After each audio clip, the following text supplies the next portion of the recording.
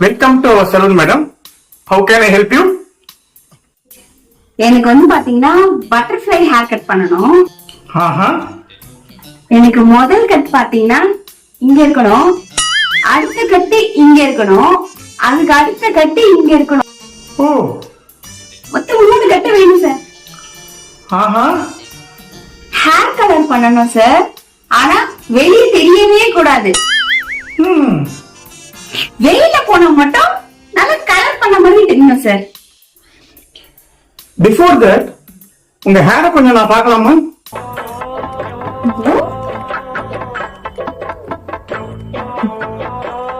இந்த ஹேர் தான் ப்ரோ.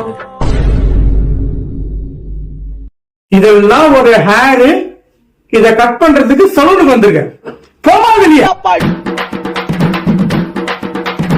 அமுகு டுமுகு அமால் டுமால்.